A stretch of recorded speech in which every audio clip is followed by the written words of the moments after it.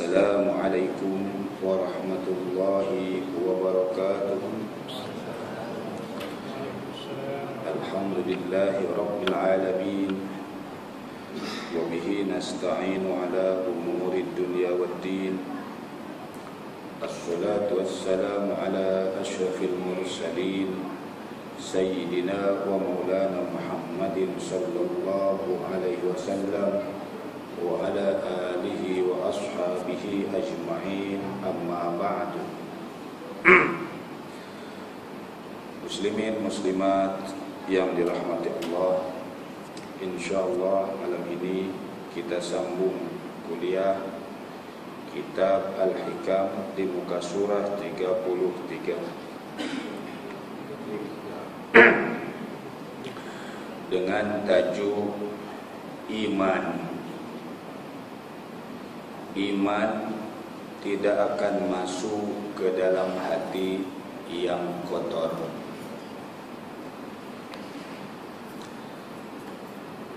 Iman tidak akan masuk ke dalam hati yang kotor.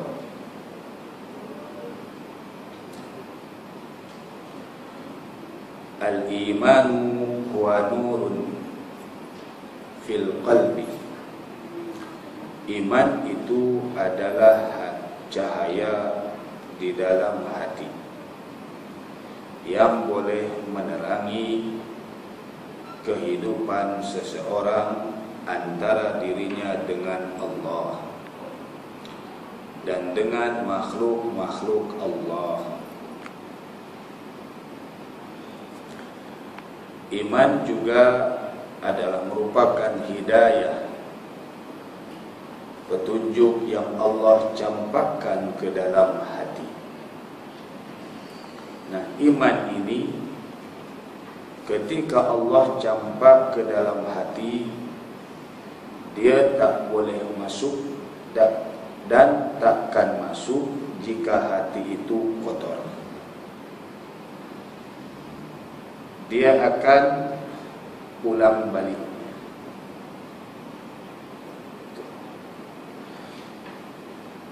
Imam Athaullah berkata, kaifa yashruku qalbun suwarul akwani muntabi'atun fi mir'atihi am kaifa yarhalu ilallahi wa huwa mukabbalun bi syahwatihi am kaifa yatama'u ay yadkhula hadratallahi wa huwa lam yatatahhar min janabati ghaflatihi am kaifa yarju ay yafhama daqa'iqal asrar wa huwa lam yatub min hafawatihi. Artinya, kaifa, bagaimana, yashruku, akan dapat terang.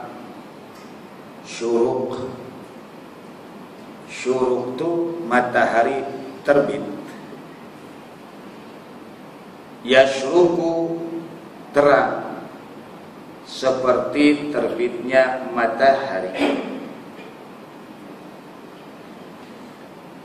Kaifa yashruku, bagaimana akan menjadi terang. Qalbun, hati seseorang. Suwarul akwani muntabi'atun, sedangkan gambaran dunia ini terlukis fi mir'atihi, di dalam cermin hatinya.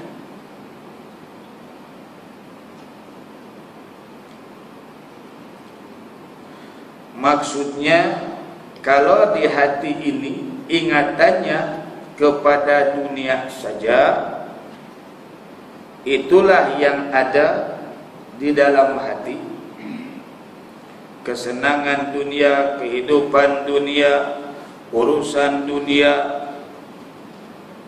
lalu lupa urusan dengan Allah, maka hati seperti ini dia kata tidak akan mendapat cahaya iman. Bagaimana akan terang hati itu jika di mata hatinya yang tercermin adalah dunia saja?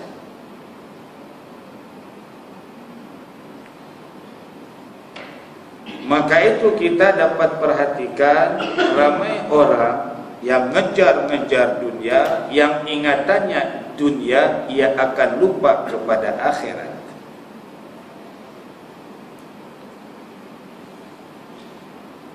Kalau sedang kerja tuh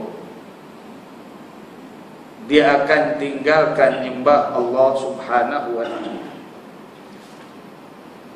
Sama ada kerja di pejabat, kerja di pasar, kerja di mana-mana tempat kerja, kalau yang dikejarnya dunia, maka akan tinggalkan urusan akhirat. Contoh gini, senang cerita di pasar malam. Tidak sedikit orang yang berniaga sebab mengejar keuntungan dunia, lalu tinggalkan solat maghribnya, solat isyaknya pun barangkali tinggal. Betul tak? Apa yang dia pikir ketika itu? Dunia, untung, dah tak ingat.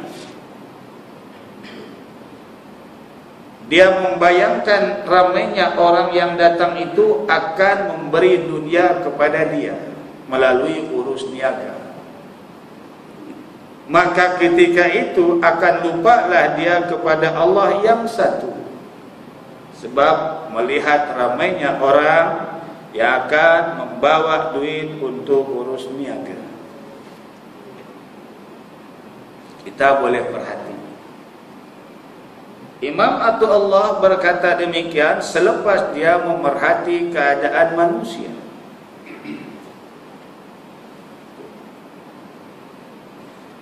Am kaifa yarhalu ilallah, atau bagaimana dia akan pergi menuju Allah, mentaati Allah, wa huwa mukabbalun bi syahwatihi,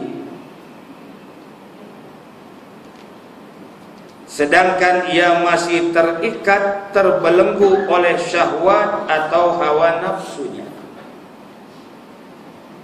Bagaimana nak rajin ibadah kalau dirinya masih dibelenggu oleh hawa nafsu? Bahkan ketika ibadah pun, ibadahnya tidak akan tenang dan tentram kalau masih dibelenggu hawa nafsu. Ketika ibadah pun akan hilang ketenangan, akan hilang khusyuk, dan ketika itu pun yang ada di mata hatinya mungkin selain Allah. Macam mana? Contoh begini, kita sedang solat, patutnya sedang solat ingatan kita dengan Allah, sebab kita sudah iqrar di peringkat awal. Contoh solat maghrib, usalli fardal maghribi 3 raka'atin lillahi ta'ala. Sengaja aku solat pada maghrib 3 rakaat karena Allah. Kalau sendirian, kalau berjamaah makmuman, bermakmum, Allahu Akbar. Bukankah di hati itu niat berkata, sengaja aku solat fardu maghrib karena Allah, maksud kerana melaksanakan perintah Allah. Lalu dia berkata, wajjahtu wajhiya lilladzi fataras samawati wal arda hanifan musliman wa ma ana minal musyrikin. Wajah tu aku menghadapkan jiwa ragaku, zahir dan batin. Lillazi fataras samawati wal arda, kepada zat Allah dihadapkannya zahir dan batin, kepada zat Allah pencipta langit dan bumi.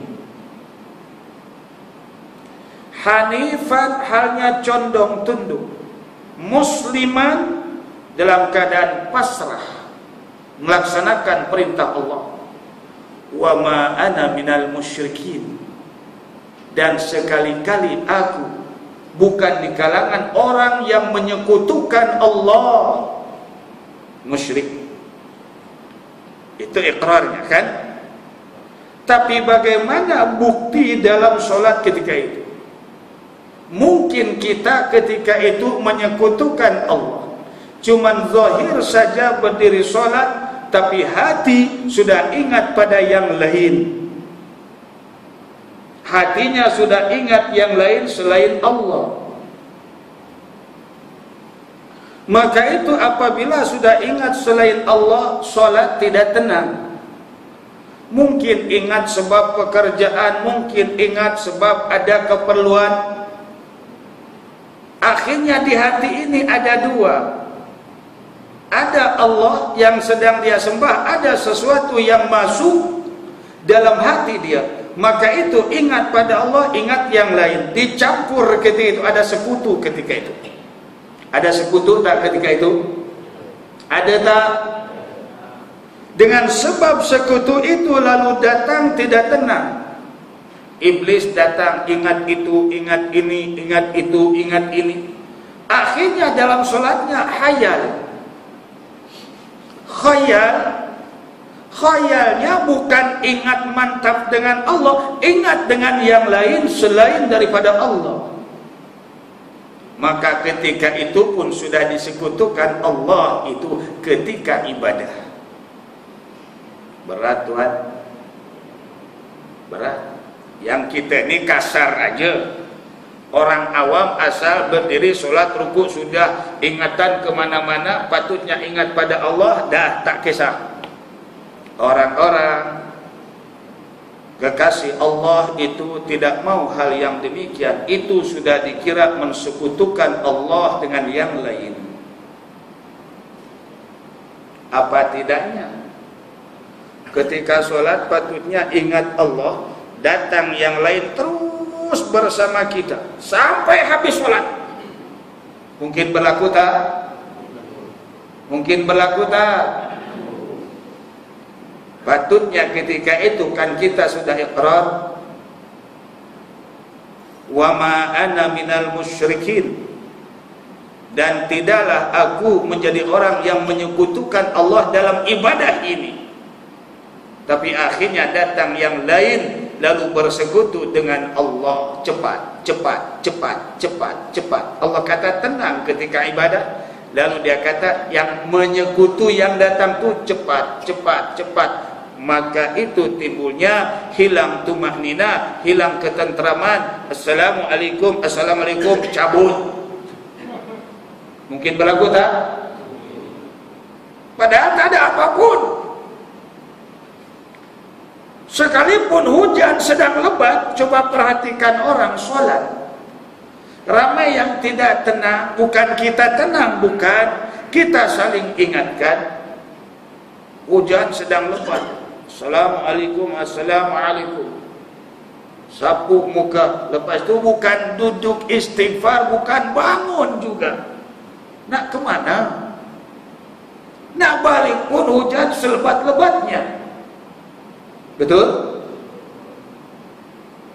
Apa salahnya duduk sebentar? Sebab ada yang bersekutu tadi yang tidak mau dia duduk dalam ibadah. Mungkin syahwat itu keinginan, kehendak yang mendorong dia terus keluar, cabut daripada shaf, istighfar pun tak sempat. Apa keinginan? Ya keinginan apa saja. Mungkin ingin duduk di luar, mungkin tak selesa di dalam, lalu mau keluar, mau cepat pulang. Padahal di rumah tidak ada apa-apa. Oh, saya ada Mau makan, yang mau makan itu adalah syahwat, nafsu. Nafsu dan syahwat, keinginan itu. Faham tak setakat ini? Ini dalam sangat tak? Dalam sangat tak? Faham maksudnya tak? Rasanya Ustaz menerangkan ini sebaik mungkin yang Ustaz mampu. Memang jarang orang sebut seperti itu, bahwa dalam sholat pun kita biasa menyekutukan Allah dengan yang lain. Jarang disebutkan? Jarang. Biasa menyekutukan Allah ni menyembah aja, menyembah patung. Kita dah tak sembah patung tak? La ilaha illallah, tiada Tuhan melainkan Allah, dah tak sembah dah. Cuma dalam ibadah kita mungkin masih menyekutukan Allah dengan sesuatu yang lain, bukan dalam i'tiqad.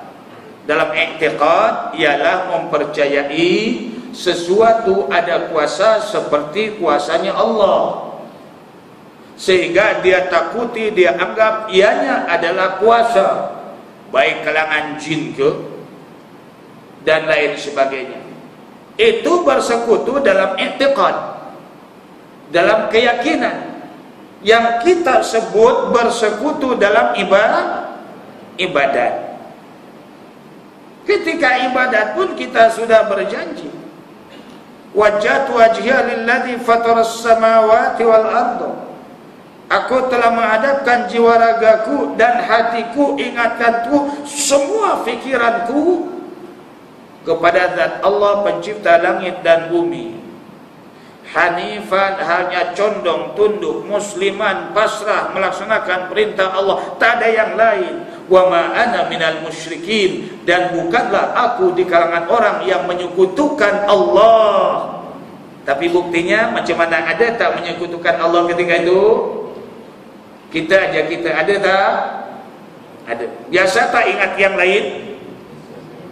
Dalam ingatan tu yang lain padahal sedang ada tak? Sudah bersekutu tak Allah dengan yang lain? Tolong jawab. Sudah bersekutu, dah ada dua. Ingatan itu kepada kerja. Ya, kerja itu lalu mempengaruhi kepada ibadah, maka kerja ini sudah bersekutu. Arahannya, ingatannya. Patutnya ketika itu kita lepas dulu dengan segala urusan-urusan, tak mau mensekutukan Allah dengan yang lain. Jadi kalau kita masih biasa macam itu dalam solat orang awam lah tu, itu solat orang awam, coba perbaiki. Kitab ini dipelajari bukan setakat untuk didengar. Berusahalah kita baik dalam i'tiqad, baik dalam ibadah, jangan menyekutukan Allah dengan yang lain.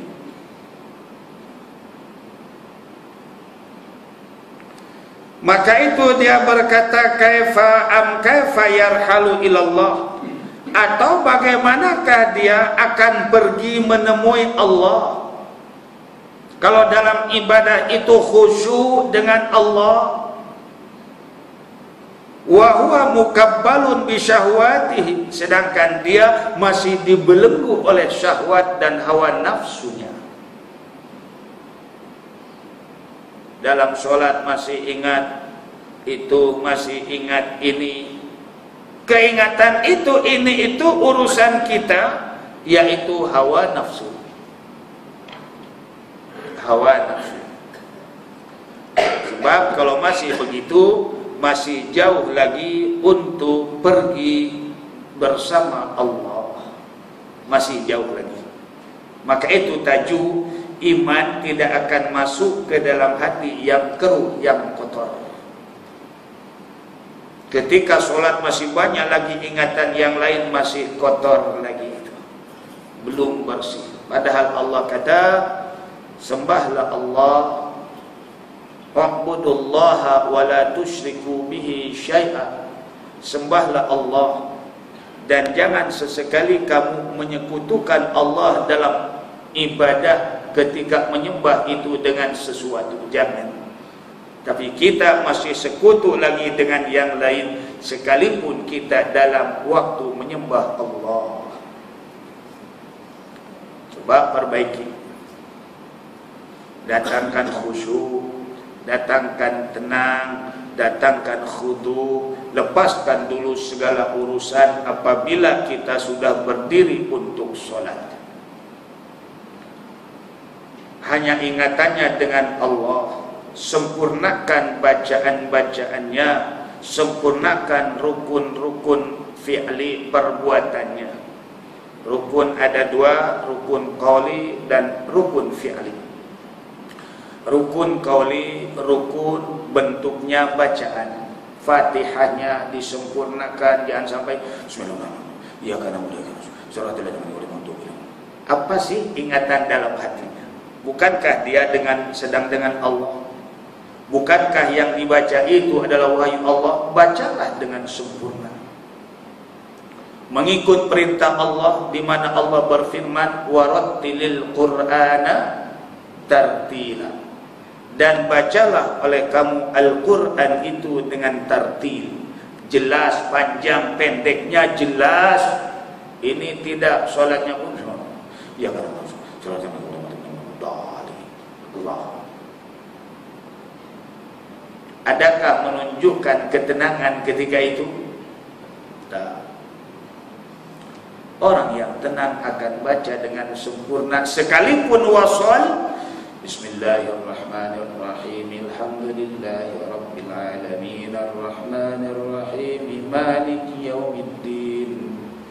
Iyyaka na'budu wa iyyaka nasta'in. Ihdinas siratal mustaqim.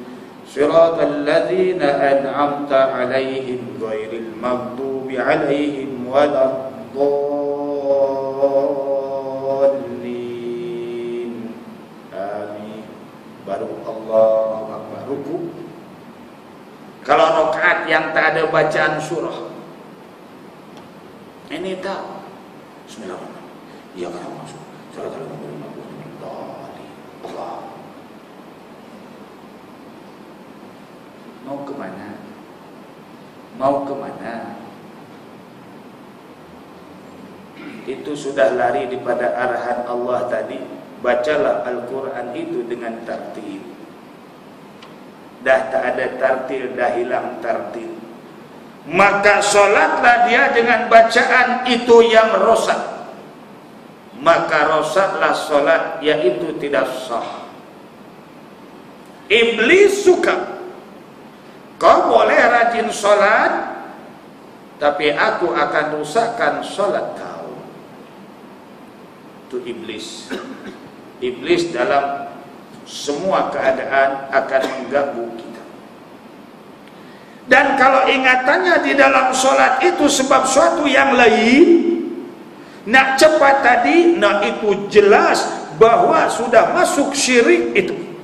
Sudah masuk syirik yang bersekutu kepadanya selain daripada Allah, akhirnya mendorong dia untuk cepat-cepat selesai sholat itu. Sudah syirik tak? Syiriknya dalam ibadah. Yang kita biasa kena syirik ni dalam i'tiqad. Ini syirik dalam ibadah.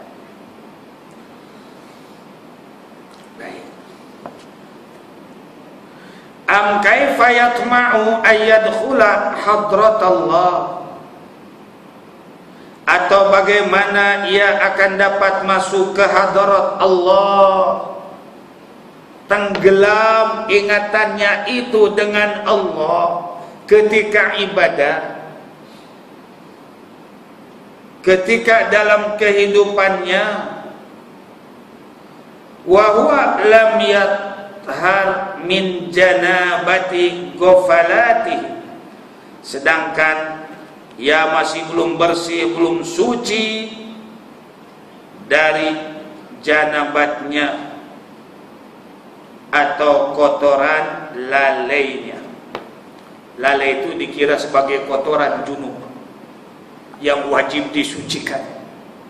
Imam Athaillah, ghaflah, lalai dalam ibadah dikira sebagai janabah, benda yang wajib disucikan, junub. Tapi bukan dengan mandi, bukan dengan mandi mensucikannya. Haruslah mesti belajar tentang tazkiyatun nafsi, mensucikan jiwa. Di jiwa ini ada hati, hati itulah yang sudah rosak. Maka itu disebut pada awal tadi, tidak akan masuk iman ke dalam hati yang keruh. Baginda Rasulullah sallallahu alaihi wasallam bersabda, "Inna fil jasadi mudghah." Bahwasanya dalam jiwa ini ada mudghah.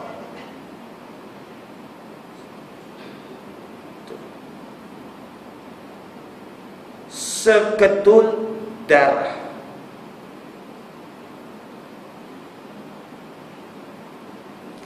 Idza salahat, apabila mudghah itu bagus, bersih, saluhal amalu kulluhu, maka amalan akan jadi sempurna.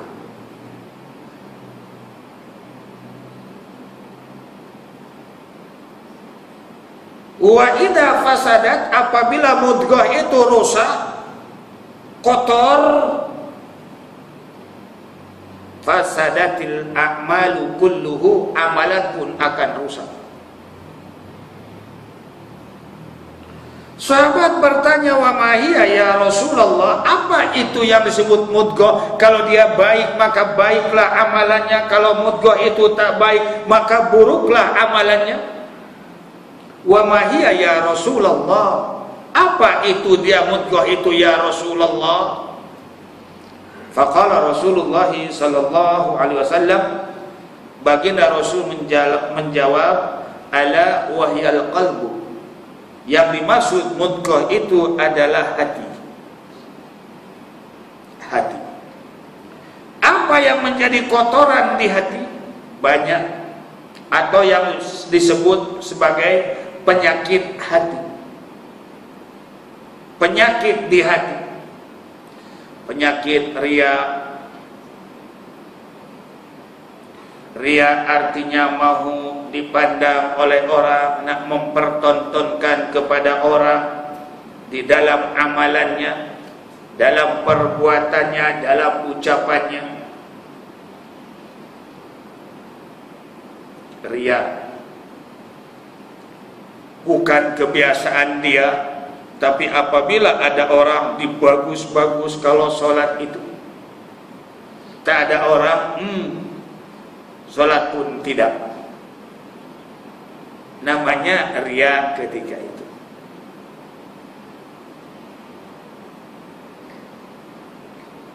Ibu-ibu apabila keluar nak jumpa orang lain pakai lipstik, pakai bedak, pakai haruman, dengan suami yang wajib dia layan dengan sempurna, tak pakai pun, maka pakaiannya ketika itu ria, yang dipanggil tabarruj,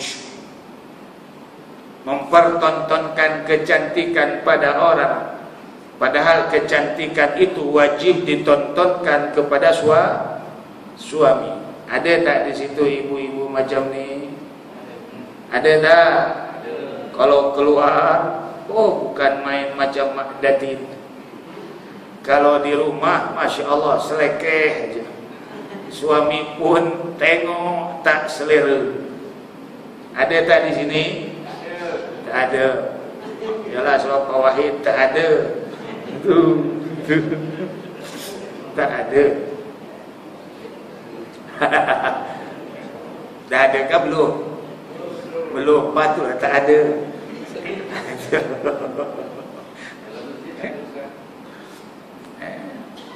Patutnya harum itu untuk suami, lipstik cantik itu untuk suami.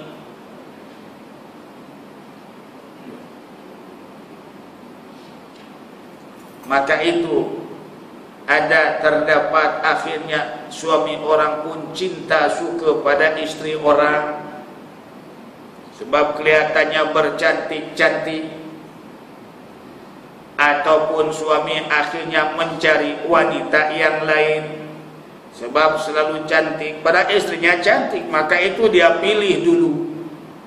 Tapi disebabkan mengabaikan tanggung jawabnya, akhirnya suami pun cari yang lain. Jangan marah ibu-ibu kalau suami cari lain. Kalau sudah cari baru marah-marah, baru nak bergaya, dah tak ada dah. Ketika itu baik,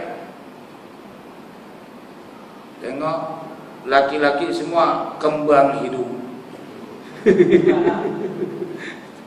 Oh, di ustaz ni sebelah kita katanya. Tak. Baik.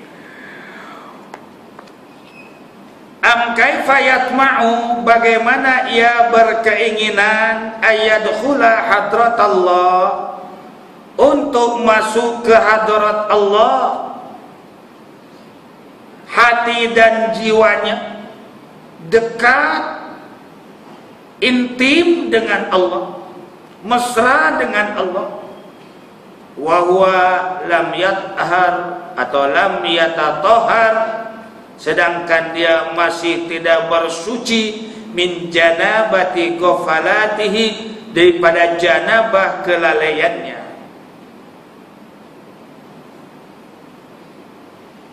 Di mana adanya gangguan ini? Di hati. Di hati. Kalau dah lalai, macam mana nak masuk ke hadrat Allah? Solatnya lalai, ibadahnya lalai, dah nak masuk adzan asar baru solat zuhur.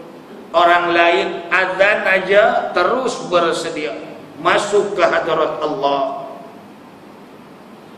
Adzan saja sudah terus bersedia masuk ke hadrat Allah, menemui panggilan Allah, memenuhi panggilan Allah.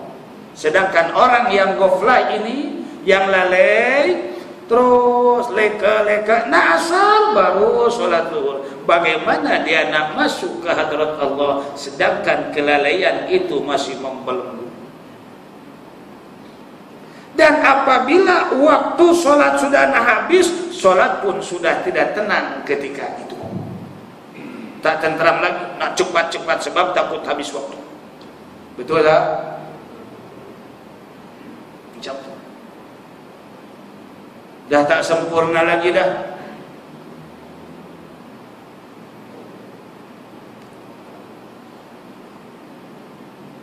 Am kaifa yarju ayyafhama daqa'iqal asrar, atau bagaimanakah dia mengharapkan untuk faham, ingin faham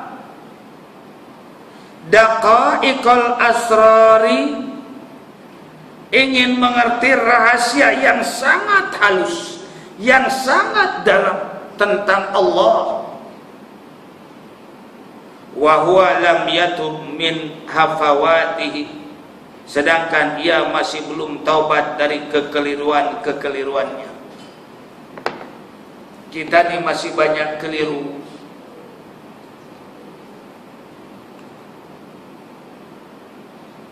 Banyak keliru.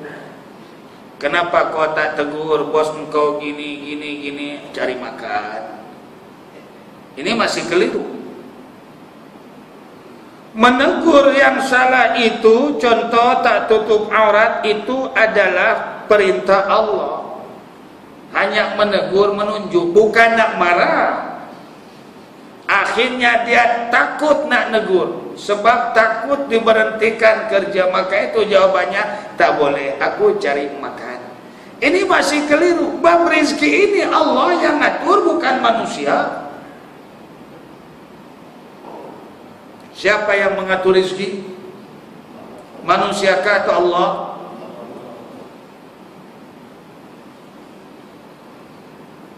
Aku bergantung kepada Dia saja, tak berbelah bagi. Kalau aku mati dan hidup, aku masih dia lagi. Solat. Orang tu solat yang berkata begitu. Bukankah kita berkata bahwasanya inna solati wa nusuki, solatku, ibadahku, hidup dan matiku lillahi rabbil alamin, untuk Allah, karena Allah, di tangan Allah segala urusan itu. Berhenti sebentar, azan dulu.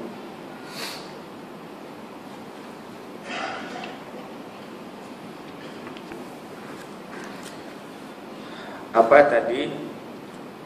Am kaifa yarju ayyafhama daqa'iqal asrar, atau bagaimanakah kamu mengharapkan untuk mengerti rahasia yang dalam? Apa maksud rahasia ini? Bukan rahasia nak korek kesalahan orang, rahasia Allah, rahasia kebesaran Allah, rahasia nama-nama Allah. Ar-Rahman, dia ada rahasia. Kenapa semua makhluk ini dibagi oleh Allah? Kafir dibagi, kaya, orang Islam pun ada yang kaya. Itu kan ada rahasianya. Rupanya Allah itu sifatnya Ar-Rahman, Maha Pemurah. Setiap makhluk yang dicipta oleh Allah, Allah akan bagi rezeki.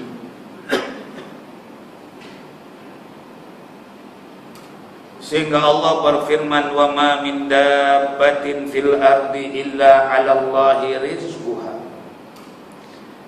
Kata Allah, wa ma min dabbatin, tidak ada satu makhluk yang merayap di permukaan bumi ini, fil ardi illa 'ala Allahi rizquha, melainkan rizkinya ditanggung oleh Allah.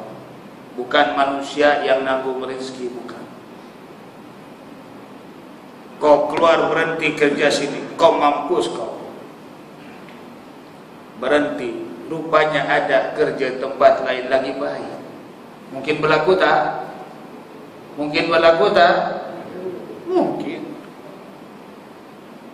Tapi orang yang masih samar hatinya itu menjadi ketakutan, oh tak boleh cari makan tadi. Jadi bahasa itu bahasa boleh menduakan Allah itu. Bahasa boleh menduakan Allah, boleh menyekutukan Allah.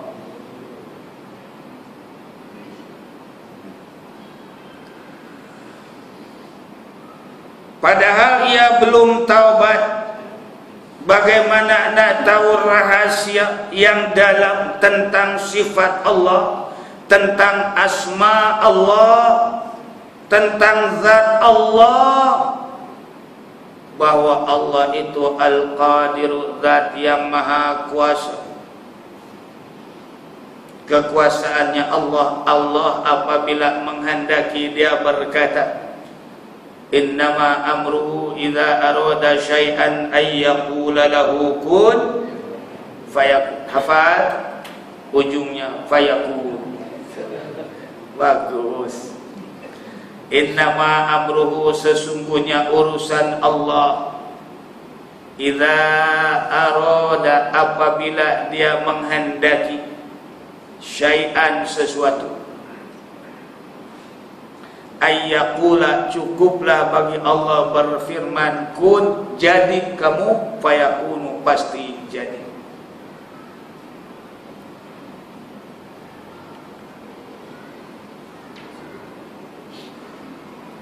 Sifatnya Allah juga fa'alul lima yurid.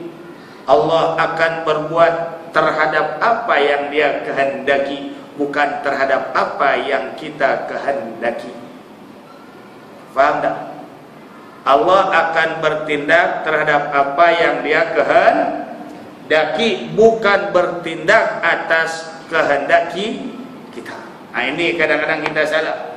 Saya dah banyak kali doa, banyak kali, tapi tak dapat juga. Memang kamu berkehendak, tapi Allah belum berkehendak. Kena ingat, Allah bertindak atas apa yang dia kehendaki, bukan atas apa yang kita kehendaki. Maka ramai orang merungut dah doa, banyak kali doa, sudah solat hajat, sudah doa, sudah sedekah, tapi tak dapat lagi. Ini menandakan bahwa di hatinya masih ada kekeliruan. Keliru tak? Keliru. Ingat, dia boleh ngarah-ngarah Allah. Ingat, dia boleh mengarah Allah. Kita ni makhluk yang diatur oleh Allah.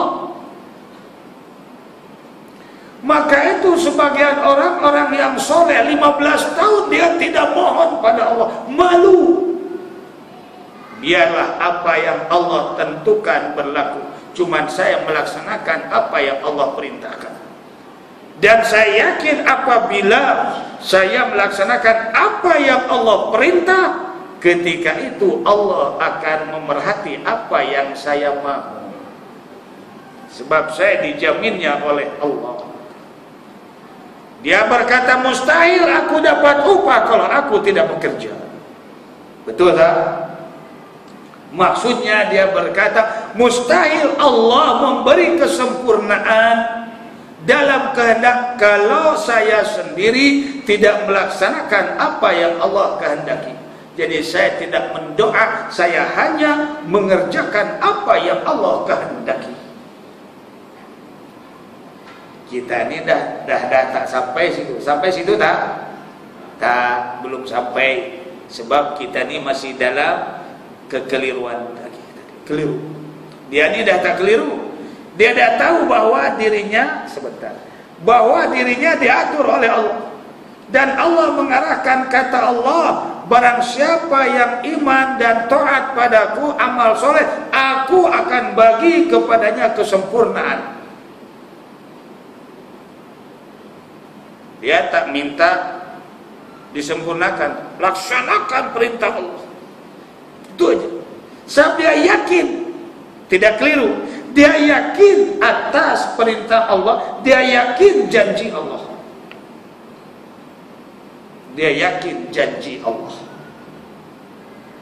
Lihat apa soalannya.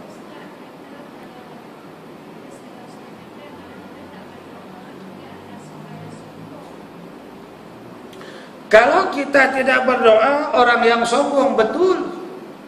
Allah kata, ud'uni astajib lakum, diperintah, mohonlah kamu kepadaku, pasti aku tunaikan permohonan kamu. Yang keliru ni begini, dah banyak kali doa melaksanakan perintah Allah sebab juru doa, tapi tak dapat, akhirnya menurun keyakinan terhadap Allah.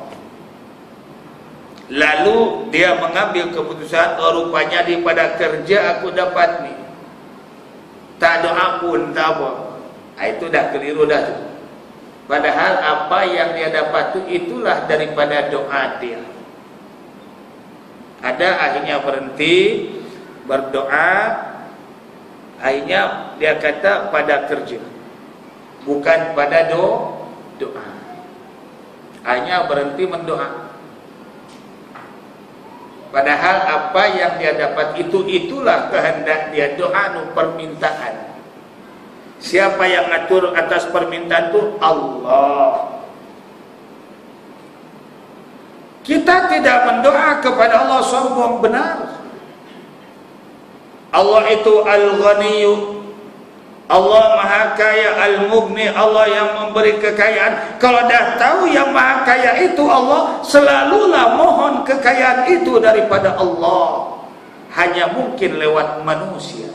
Yang keliru, apabila dia bekerja dapat kekayaan, tak ingat Allah, dia keliru.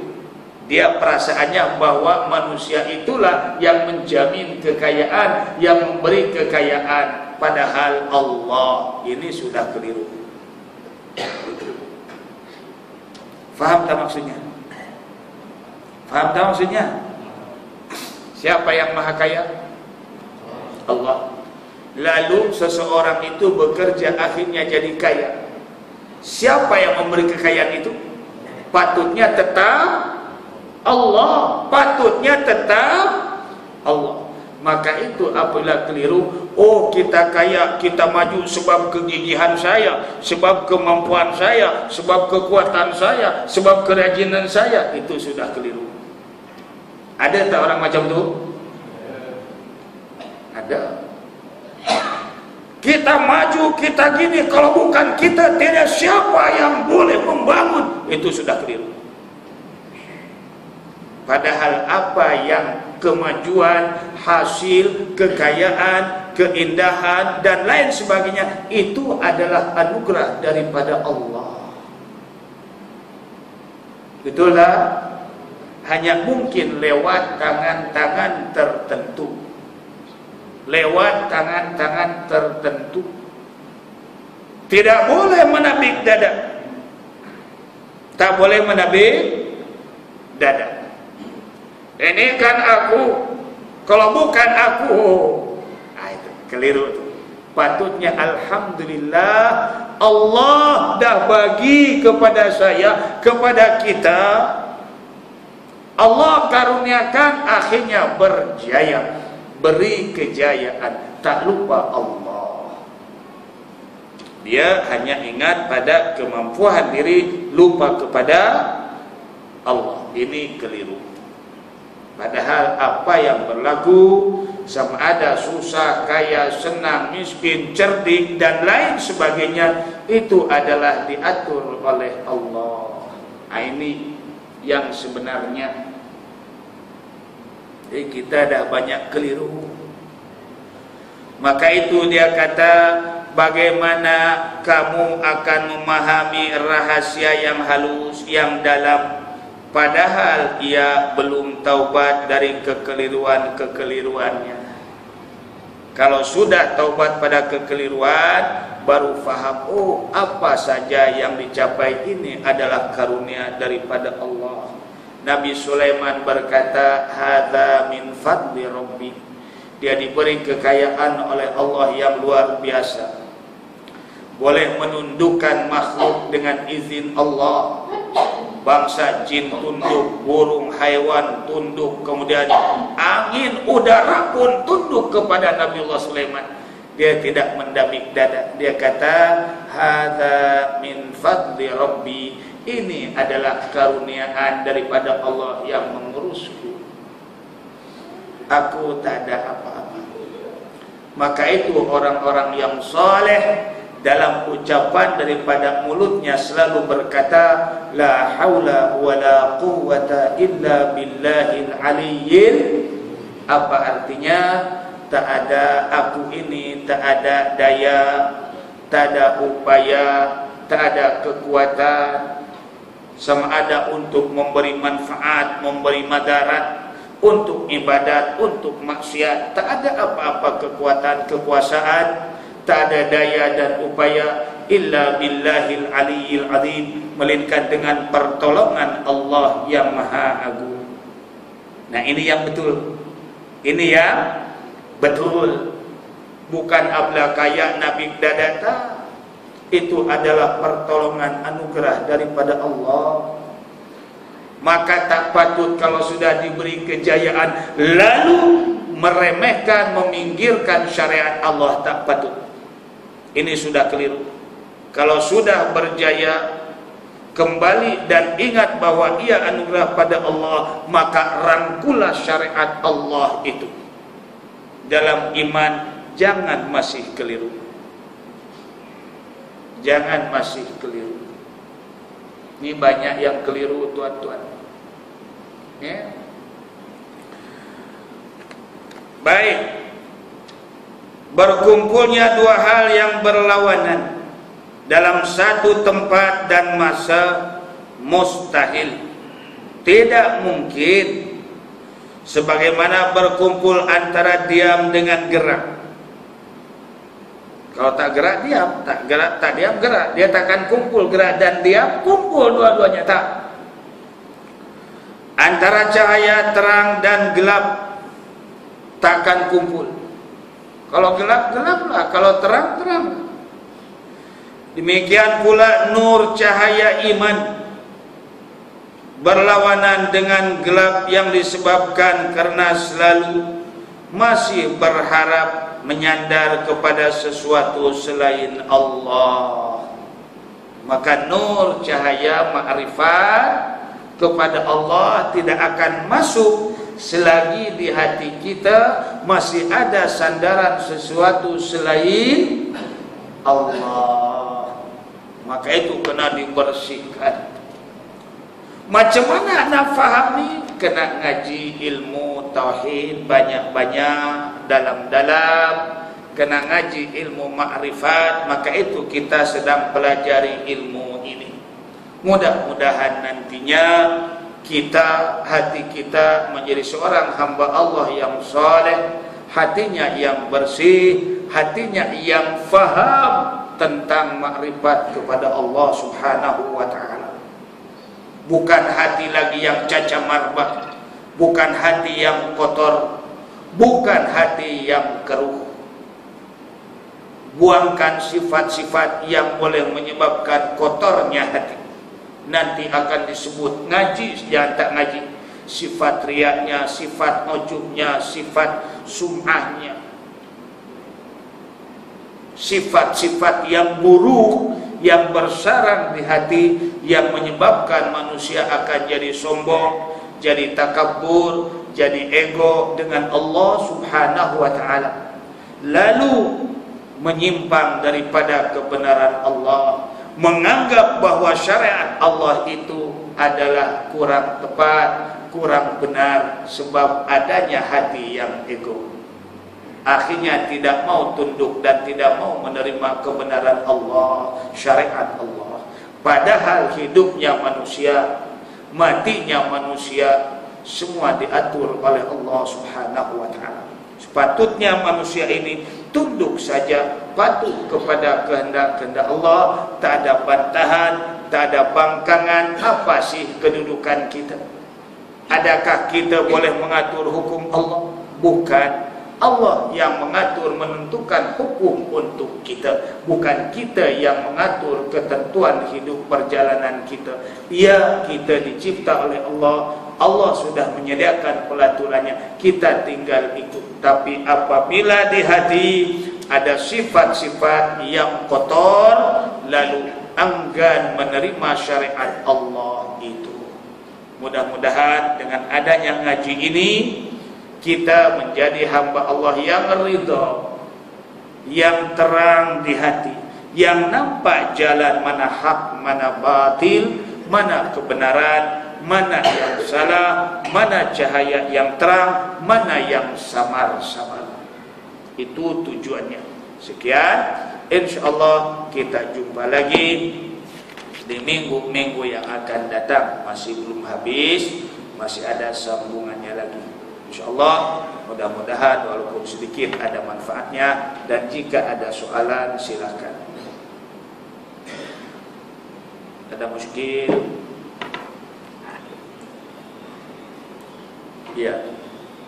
Kalau ada keramaian, sedang ada majlis kenduri, tiba-tiba satu orang tu dia pergi kenduri, dia nyanyi-nyanyi, tiba-tiba dia habis nyawa kat situ. Macam mana? Dia ada keramaian kenduri, ada karaoke, dia nyanyi, lalu dia mati kat situ.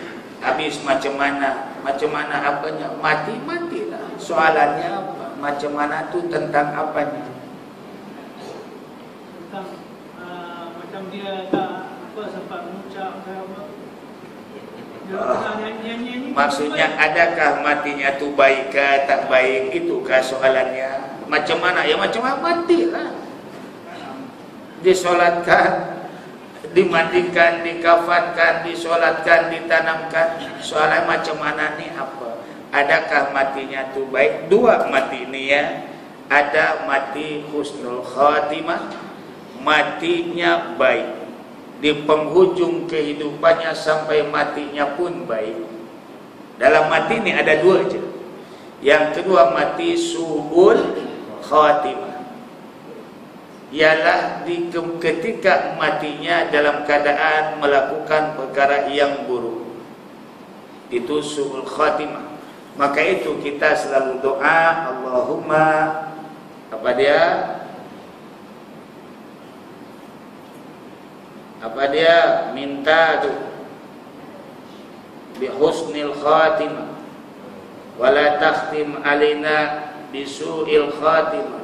Allahumma khtim alaina bi husnil khatimah. Ya Allah, tutuplah hidup kami, akhirilah kehidupan kami bi husnil khatimah, dengan baik di penghujung kehidupan.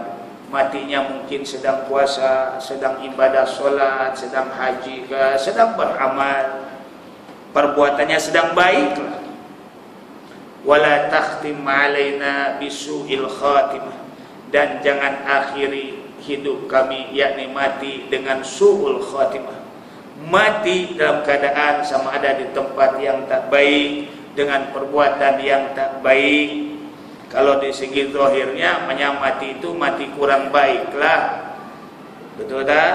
Di segi zahir maknanya matinya sedang tak ingat Allah, ingat hiburan nafsu. Di segi zahirnya, betul tak? Di segi zahir, adakah dia tak sempat mengucap itu wallahu a'lam? Sebab itu adalah dia dengan Allah ketika itu, dan kita pun tak melihat. Kita pun cuma dengar cerita ada orang mati begini, dia tak sempat mengucap siapa kata.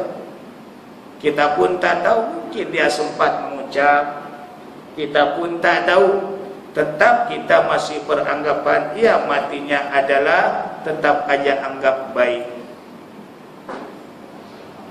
Mana tahu apabila dia pingsan tu lalu dia ingat Allah, bahwa dia sedang lalai, lalu dia istighfar mohon ampun pada Allah, lalu dia mengucap syahadat. Kita tahu tak? Tahu tak? Tak tahu. Kalau Allah bagi ketika itu, faham ya? Adakah matinya su'ul khatimah? Mungkin hanya di segi zahir. Adakah hakikatnya su'ul khatimah? Wallahu a'lam. Wallahu a'lam. Itu aja jawaban Ustaz. Adakah kena dimandikan? Ya dimandikan selagi namanya muslim, dipelihara sebagaimana kewajiban terhadap seorang muslim, dimandikan, dikafankan, disolatkan, ditanam atau dikuburkan. Oke, itu aja. Nah, jangan pula beranggapan tak payah mandi dah, tanam aja dah. Kalau kita dah menghukum dah, ini matinya pun sedang karaoke, mampus kau. Kita tak tahu ketika dia pengsan tu, adakah dia ingat Allah atau tidak. Mungkin dia ketika itu istighfar ataupun taubat. Selagi roh belum sampai ke halkum, Allah masih buka pintu taubat. Itu aja ya. Jadi mati dalam keadaan dalam minuman keras? Ya itu dah jelas lah. Yang itu dah jelas matinya sebab tercekik arak. Nah itu ya, itu jelas. Kalau setakat nanya ini benda yang harus, pada asalnya harus nak berhibur nih harus pada asalnya nyanyi. Tuan nak nyanyi di rumah karaoke, nak berhibur istri silahkan. Tapi kalau mabuk di rumah istri, itu haram. Beda tak? Beda. Kalau dia matinya sedang cekik apa tadi? Tak biasa akhirnya terbelekeh mati. Itu dah jelaslah mati dalam keadaan melakukan yang benar-benar haram. Tapi nyanyi ini tuan, dia asalnya harus